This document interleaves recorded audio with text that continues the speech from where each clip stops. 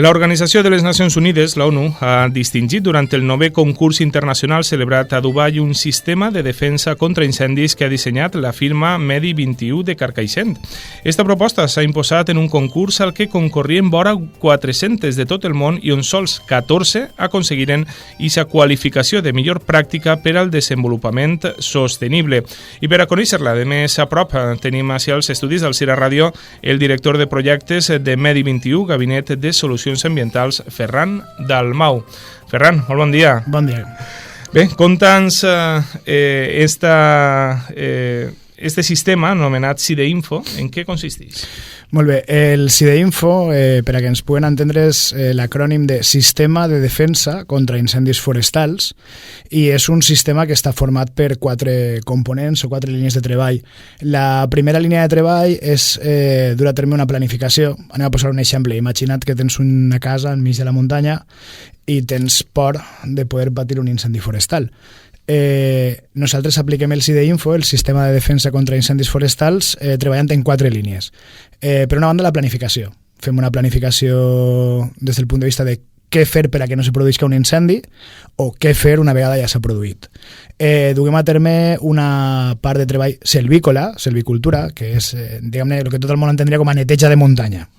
Però no només és això, sinó també la pirojardineria, el disseny de la jardineria interna del xalet o de la casa o de la urbanització, per evitar que hi hagi contacte de les finestres amb les branques dels arbres o coses per l'estil.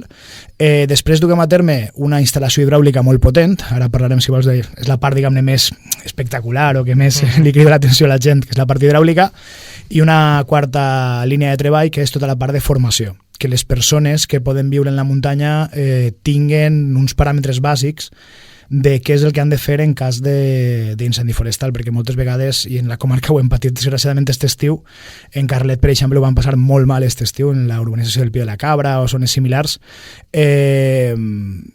saber què és el que tenen que fer. Perquè estem parlant d'un sistema que tant val per a una casa com per a una urbanització, cas del Vedat, a Torrent, on allí hi ha una protecció per a 10.000 persones. Correcte. El premi que ens acaba de concedir la ONU, i que la veritat que per a una empresa humil i xicoteta com la nostra és tot un luxe, és aplicable a diferents models de protecció. En un primer moment vam dissenyar el model de protecció per a una urbanització sencera. El primer lloc on es va instal·lar va ser a la urbanització Santa Marina, així entre Carcaixent i Alzira, en la barraca d'Aigües Vives, i a partir d'aquest projecte l'Ajuntament de Torrent va veure la potencialitat que tenia el sistema per a defensar el Vedat de Torrent, on efectivament viuen 10.000 persones, però és que a més no només viuen 10.000 persones, sinó que n'hi ha escoles, residències geriàtriques, restaurants. Per tant, des del punt de vista d'un incendi forestal, la qualsevol persona que hagi tingut alguna experiència en incendis és un problema gestionar aquest tipus d'emergències. I una vegada havíem plantejat el sistema de defensa col·lectiva, ens donarem compte que hi havia una línia que se ens quedava un poc fluixa, que era el tema de i si no se posa d'acord una comunitat de propietaris. Un exemple, el que viu en un primer pis no li veu la necessitat a lo millor a l'ascensor de la finca.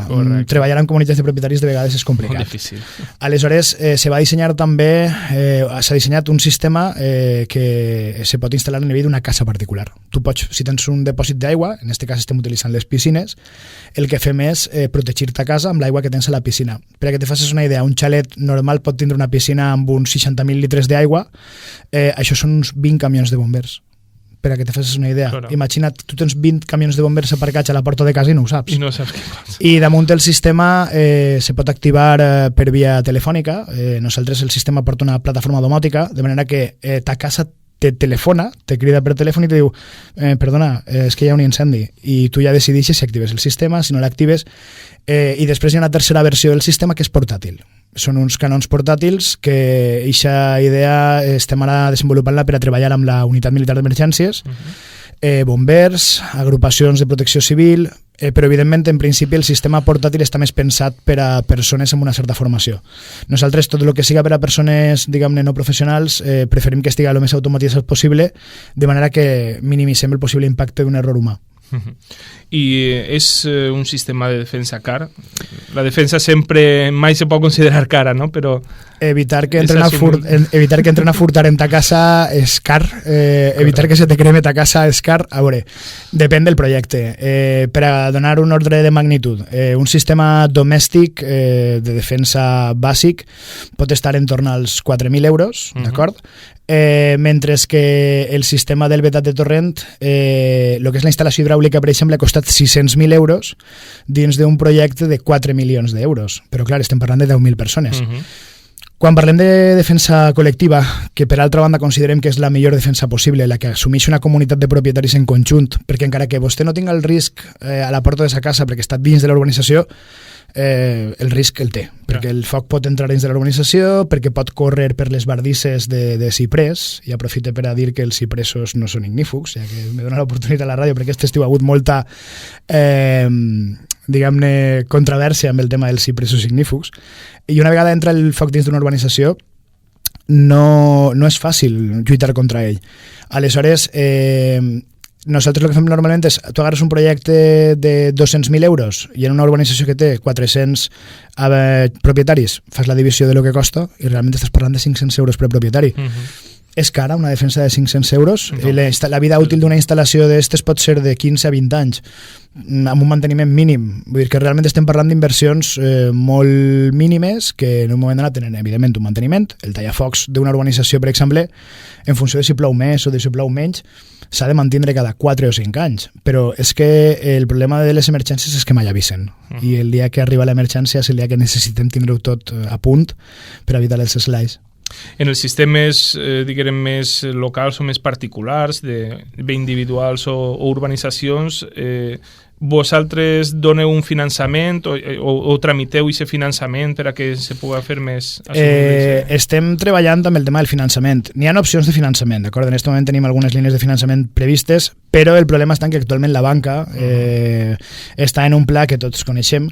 De fet, nosaltres sempre que tenim oportunitat i parlem amb mitjans de comunicació, un poc reivindiquem la necessitat de buscar bancs que estiguin disposats a ajudar-nos, perquè ara fa poc signarem un conveni amb una gran empresa i per aquesta via sí que tenim una possible via de finançament amb diners privats i tal, però estem buscant per al xicotet inversor o per a la persona que vol fer-se una instal·lació de 4.000 euros que puga pagar-la còmodament a terminis.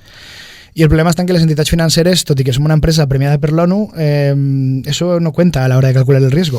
Vull dir que és una cosa que és un poc... I a nosaltres ens molesta perquè nosaltres se suposa que representem el que molta gent s'ompli la boca dient els emprenedors. Nosaltres som gent emprenedora, jo tinc 34 anys, vull dir que...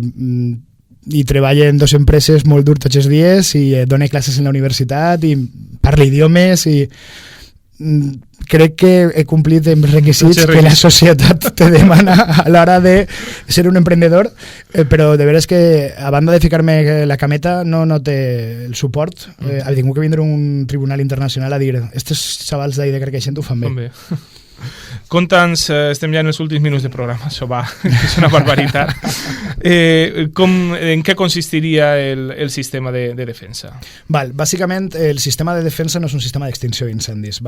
La idea és que nosaltres agarrem l'aigua que té la urbanització i la fiquem en el perímetre que volem defendre, siga una casa, siga una urbanització, fiquem eixa aigua a través d'unes torres de prou altura en la vegetació amb un producte retardant que el que fa és que evita que el foc puga afectar a les vivendes.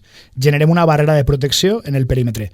L'avantatge que té este sistema respecte al tradicional sistema de poner a tots els bomberos que tenemos a defender el perímetro de la urbanización, que a més és un risc per a les persones que treballen en extinció, i des d'ací a més vull agrair a tots els companys que treballen en aquest tema, perquè aquest estiu ha sigut un estiu extremadament dur, malgrat la falta de recursos i la falta de moltes vegades mitjans per a poder afrontar aquestes històries. I el que fem és intentar millorar també les seves condicions de seguretat. És a dir, nosaltres al estar posant aigua en el perímetre de la urbanització també millorem la seguretat dels possibles mitjans d'extinció que estiguen intervinguent.